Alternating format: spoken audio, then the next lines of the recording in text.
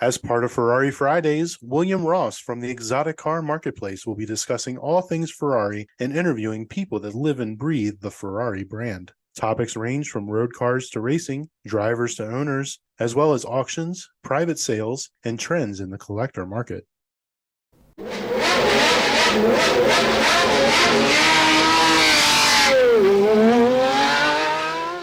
Hello everyone, and welcome back to the Ferrari Marketplace channel. Yes, it's been a while. Yes, I apologize. Yes, I know I said I was going to have a lot more stuff coming, but you know what? I got crazy busy. So now that the temperatures are cooling, I have some free time, so to speak. I guess that's kind of maybe not so true, but now that I'm going to be indoors a lot more, I have the time, and we can start nailing out some more of these podcasts, keep you guys entertained throughout the winter. Because as we all know, especially up here in the north, northeast, northwest, it gets cold, it gets snowy, and you really can't take your cars out unless you're a maniac, got all-wheel drive, or just want to have some fun. But why not? You know what? It's a car. Car's a car, right? So, but anyways, really want to welcome everyone back. I appreciate you guys listening. Really appreciate all the support we're getting. Big shout out to the Motoring Podcast Network. Big shout out to the Exotic Car Marketplace. Big shout out to the Garage Style Magazine. Really big shout out to Mr. Beatty and Slot Mods. If you haven't checked out Slot Mods, check out the video just did on it. We dropped it. It's on the channel, on the Garage 65 channel. And also to Hot Shoe Studios, to Tony. Thank you very much, my man. But anyways, onward and upward. Today's episode, we are talking about the one, the only, the successor, the one in the lineage of many, many cars that Ferrari's put out. The 288 GTO, F40, F50. Then we went into the Enzo, then the LaFerrari, and now what do we have? The F80. Yes, Ferrari dropped their newest and latest hypercar today, the Ferrari F80. Keeping in line with kind of how all the names go, which I really like. You know, they could have came up with some goofy name like LaFerrari, Ferrari, the Ferrari, which it kind of grows on you. But anyways, I like that going kind of F40, F50, bam, let's go with F80. Yeah, you got a couple in there in between, but I like the continuation and keeping that lineage going. I kind of dig it. So anyways, first impressions, me personally, love it. I think the thing is awesome. It doesn't, you know, I guess if you look at a lot of these hypercars that come out, you know, they all have the same look to them, the same kind of style, everything like that.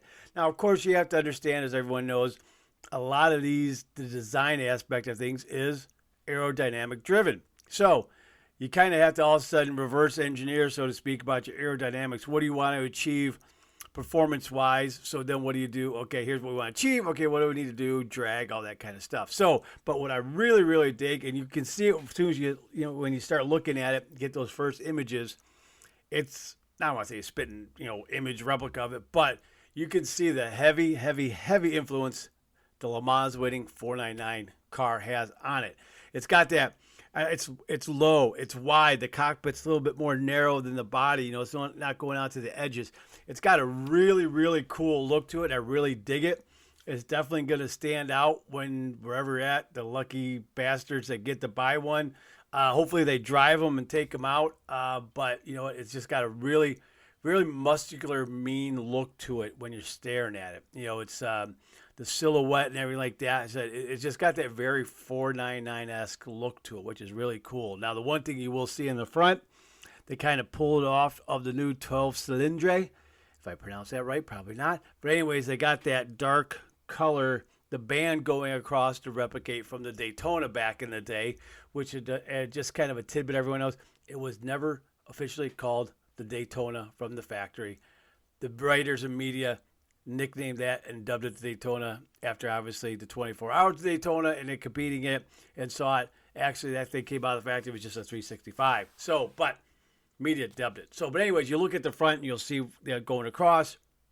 And for those of you that don't know that going across, what happened was, or what it is the European cars that were built, or when they built the 365, that actually, the designer, they put as a plexiglass. It went all the way across. It was clear, and they actually put these really cool, like, little lines in and everything like that. You check it out because, you know, the headlights were recessed in to the front there, so the plexiglass went all the way across the front. So that's where they look But the problem was here in the old lucky USA we are, because the morons in in Washington D.C. decided, oh no, your headlights are too low, whatnot, because your headlights had to be a certain height, everything like that. So the 365 and that stuff here is they were pop up. So once they popped up, they met the minimum requirement for height wise. So to kind of get that same look, they would paint that color or whatnot to kind of give it that look. So hence that's why. But anyways, back to the F80.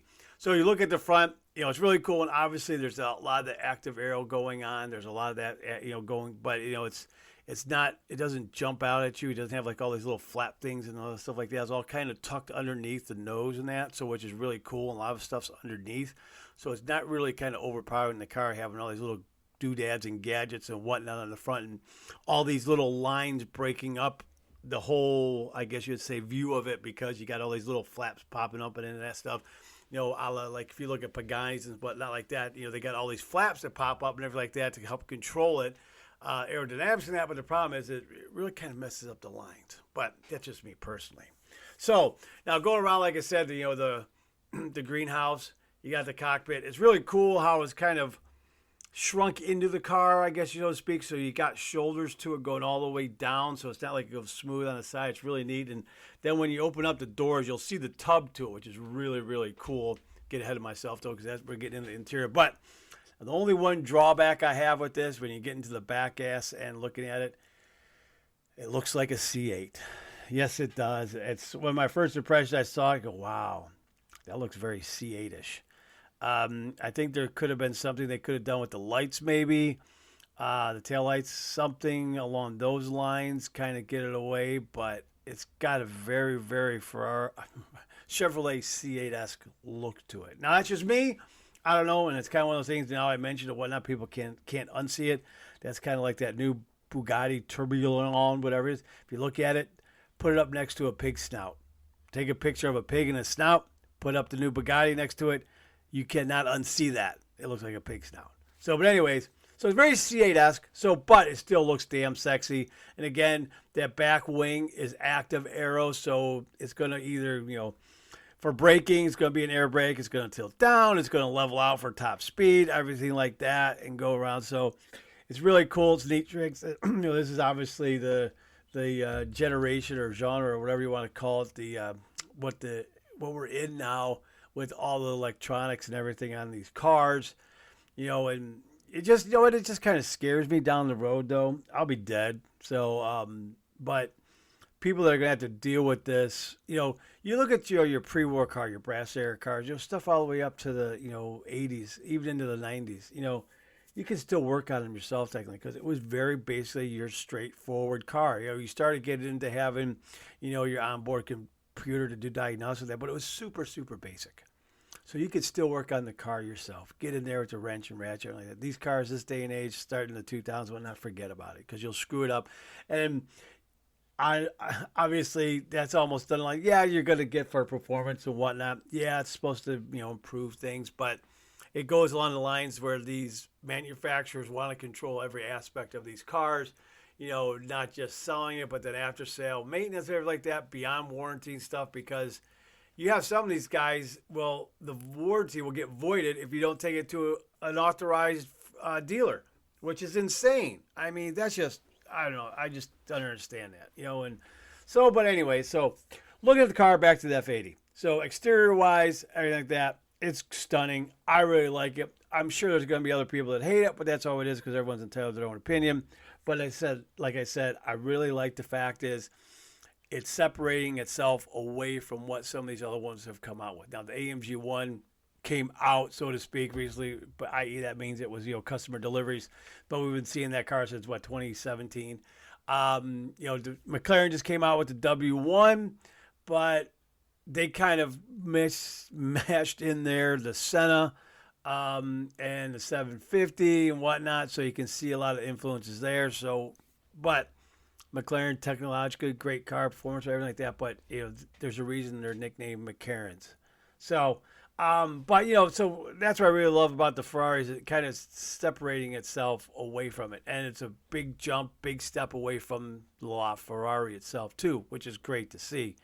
Now, supposedly Porsche is coming out with also another one here somewhere. It's kind of, I really haven't heard much about it. Maybe you guys have, but supposedly Porsche also is coming out. Now, it's interesting to see what Lamborghini's going to do because now, obviously, Lamborghini's got their Revolto. It's an awesome car. It's having some gremlin issues, little, stuff like that, growing pains, being a new car. But with them entering into the WEC next year, you almost got to wonder, are they going to drop some sort of hypercar on the public? Something to go along the lines of what they have at the WEC. So that'd be interesting to see. That would be really cool to see Lamborghini jump into that hypercar game, for what they build because, they like to really, I would say, break the mold, but push the boundaries, and get very bold and daring with their designs and everything, which is fantastic. But here's the thing, like with the Ferrari, everything these things, they're all going to smaller motors and turbos and everything like that. So let's get into the F80 and its mechanicals. So we got going on there. Yes, sadly, it is a V6. So no V12, no V10, no V8. Yes, it is a twin turbo V6. Now, the one cool thing about this is it's basically the same motor that is in the 296 that just came out, which is an impressive car. Obviously, it's still $500,000, but what you get power and performance-wise out of that V6 is unbelievable. So it's running the twin turbos, but the twin turbos are electronic. So they have electric power to spool them up quicker. So basically, I'm not going to say 100%, it completely eliminates turbo lag, but it's pretty dang close that you really even, normal person driving it, they won't even know that there's any lag or what's in there. Now, you get your guys out there that are used to driving performance cars, race cars, they might feel that little twinge in their foot and whatnot, but, they're race cars. They every little slight thing, they're bred to know that. But normal person driving this, and the twat that can afford it to buy it, he won't know because he's clueless. So, he might drive the thing 500 feet, just to say, look at me, I own this. He'll drive it from where it comes off the transporter onto the show field, or even if that, may not even drive it 10 feet. So that's sad, but it is what it is. It's where we live in. Car's $3 million plus. So obviously you got to have very, very deep pockets for this. People that buy this car obviously had to be selected by Ferrari. So individuals that are selected to buy this car obviously have many, many, many other Ferraris. I'll give you a point in fact. Mr. David Lee, love that guy. He's awesome. If you ever get a chance to cross paths with him, go up and talk to him, introduce yourself. David's a phenomenal guy. Super, super nice, and he will he's a super, super guy. Not pretentious whatsoever. Super nice, willing to talk to you about everything and anything Ferrari. But again, he did a cool video because the people that got selected, they got sent a key for it and what. So he did a video on it, which was really cool. So I guess and I don't know if they knew they were getting it. I have no idea how that part of it works. I'm not in that boat. I don't have that kind of money. But it was really cool to see. But anyways, so those select few that are going to be able to get this car, hopefully they take them out, they drive them. I know Mr. David Lee will, and get it out there in front of the public and let people see it and enjoy, just enjoy it. The cool thing would be if they went the route like Mr. Hamilton does up there with his cars. That was the coolest thing I've ever seen when in Columbus at Triple F Collections, the event, or whatever you want to call it. Mr. Hamilton had his cars there, and he lets people sit in them. The lines were there. I mean, in his Bugattis, everything. His Pagani's, doors open, just get in the line. You get in there, you can sit in there for, I don't know if he had it timed on there, if you're like sitting there for 30 seconds or whatnot. It didn't seem like it. But hey, people get in there, they could take selfies, photos, whatnot, everything like that, which is awesome to see. Because again, it's a car. Let people enjoy it too as well. You're blessed, and that's what I think Mr. Hamilton's a fantastic guy. And again, him and Tommy, super, super nice guys. Don't ever be afraid to go up and talk to those guys. They will talk to you. Hey, they're not going to be pretentious about it. So if you haven't listened to this podcast there, Mr. Hamilton, hey, love to come up and chat with you some more personal, just to kind of get to know you. Jump on the podcast. We'll have a chat. So, but if you happen to get this, we'll see if you can, maybe we can set something up. You're just in Chicago. I'm here in Cleveland. You're nothing but a 4.5, 5 hour drive away. So, but anyways, back to the F80. So we're getting into the cards. twin turbo V6, 3 electric motors. The V6 itself is putting out just a little under 900 horsepower. It's like 884 horsepower, roughly in that neighborhood, between 880 and 885. That's what they're stating. Now, which the interesting thing is, because being the fact it's the same motors in the 296, it's pumping out almost 237 more horsepower than the 296. Same pretty much motor like that, but they worked their magic in there and were able to squeeze it out. Could you imagine if they were tweaking that in that 296 and pumping out that kind of horsepower on that? Which, my guess, if you got someone that knows how to operate, ECU management, everything like that, and have them plug in and do it, I'm sure you could probably figure it out pretty quickly and how to jump it up there. My guess, it would void your warranty. And Ferrari's got an outstanding warranty on their new cars. I mean, it's unbelievable what you get on that. I want to say, I think it's 7 years, unlimited mileage, because they know these people aren't going to go nuts on mileage. And bumper to bumper, everything like that. I mean, loaner cars, the whole 9 yards. So kudos to Ferrari for standing behind their product in regards to something like that. I mean, that's unbelievable. So, but anyways, so twin turbo V6. So you got the V6, turbo spooling up, going, I think you got about 885 horsepower roughly.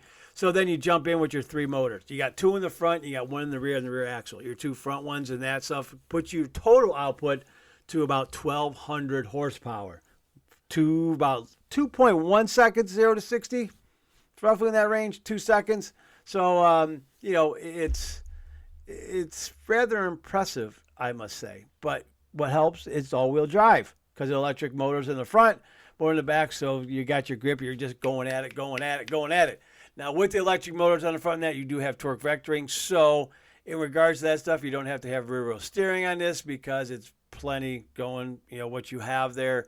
And would it be even actually necessary? No. So, and it saves a nice bunch of weight because you're not putting steering mechanisms and stuff on the back wheels. So, it's really cool to see that. So, those things are powering up and get you going. Now, the one thing this does not have, like some of the other ones came out, there is no full EV mode. There isn't somewhere where you could drive, say, 4 miles, 8 miles in electric only. Nope, doesn't have it, which I think is kind of cool. So some people might frown upon that because you got these guys. I mean, it's like a neat party trick, though. It's, as they say, you can start it up and go in your electric mode so you're not waking up your neighbors or whatnot, something along those lines. But it is what it is. Hey, just have at it. Just go for it. So I think that was kind of interesting. They said, F that. We're not going to do that. It's just, hey, you get going and right at it. I saw this real cool short on YouTube the other day. It was a guy, he had a Lamborghini. It looked like he was a doctor because he did scrubs, but someone had left a note, and he, I don't know if it was a Murcielago or Diablo, what he had, or maybe it was, I think it was an Aventador.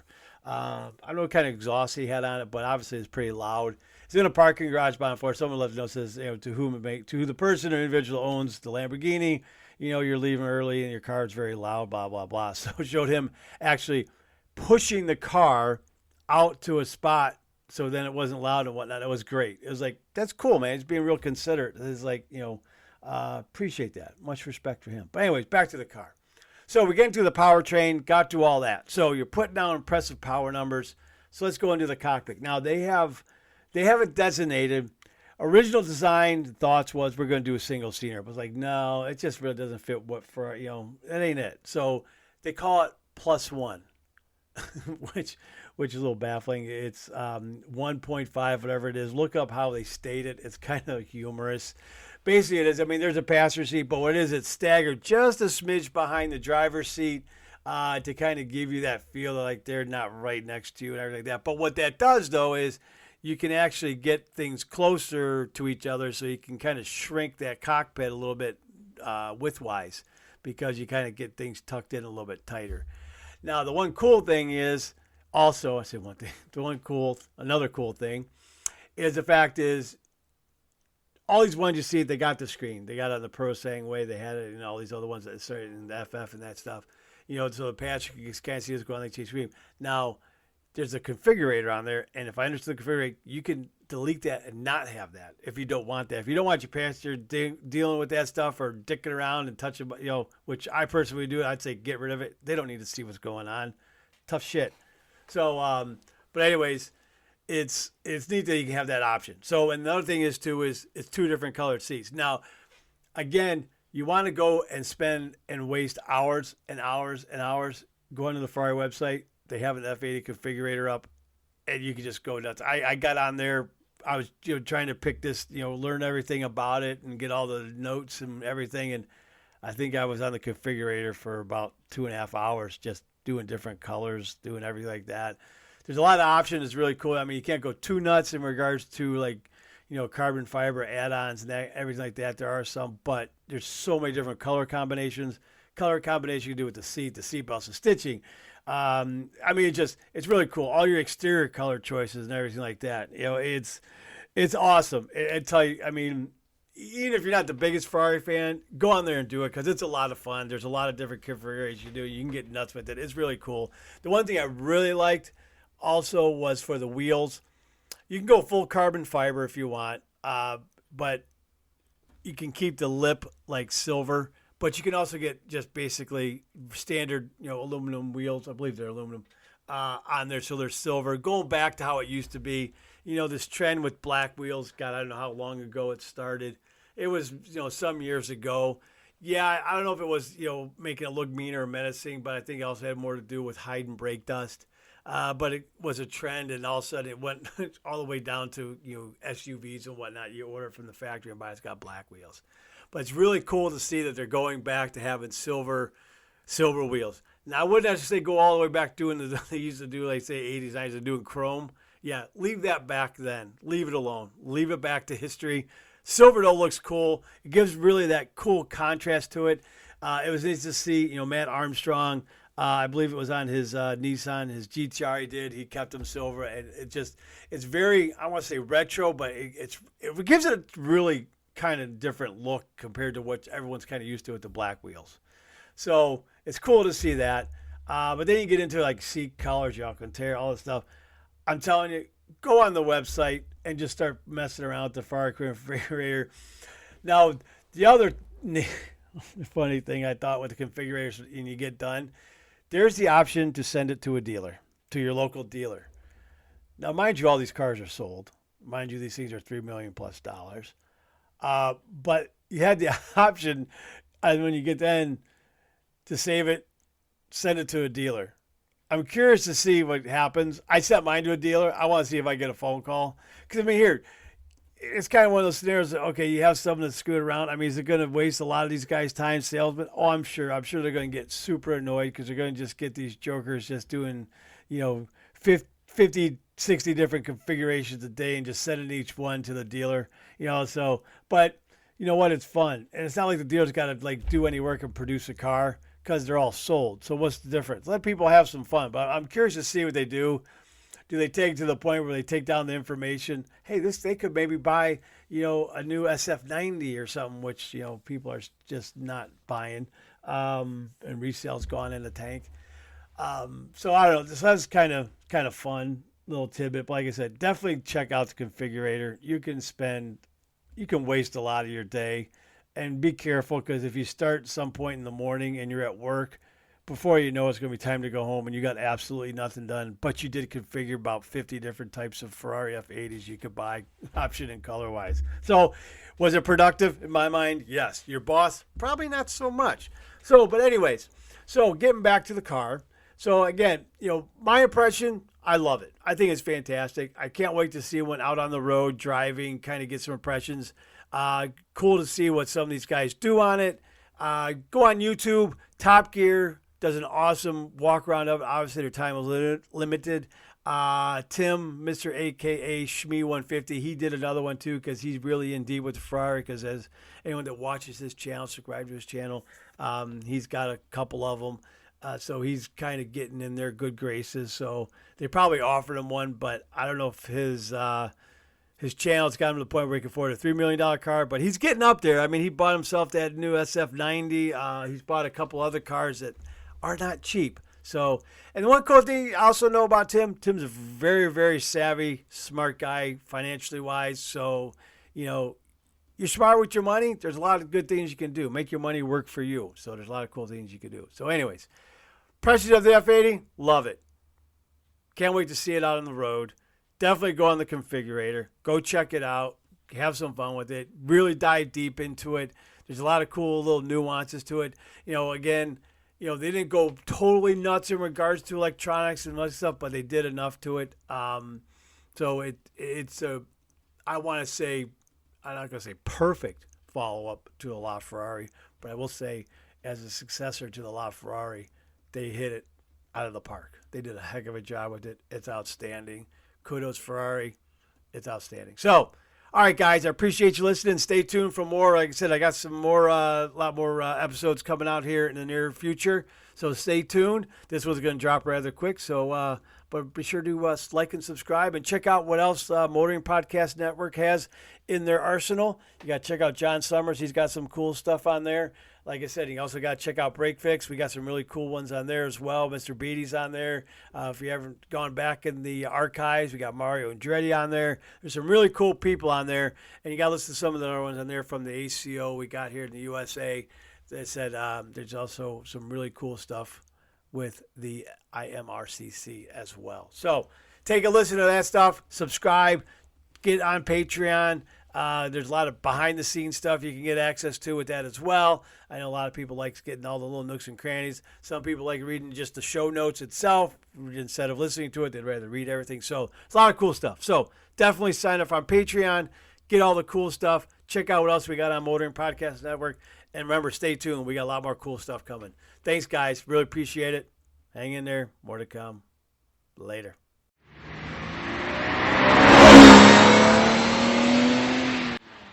This episode has been brought to you by Grand Touring Motorsports as part of our Motoring Podcast Network. For more episodes like this, tune in each week for more exciting and educational content from organizations like the Exotic Car Marketplace, the Motoring Historian, Break Fix, and many others. If you'd like to support Grand Touring Motorsports and the Motoring Podcast Network, sign up for one of our many sponsorship tiers at www.patreon.com/GT Motorsports.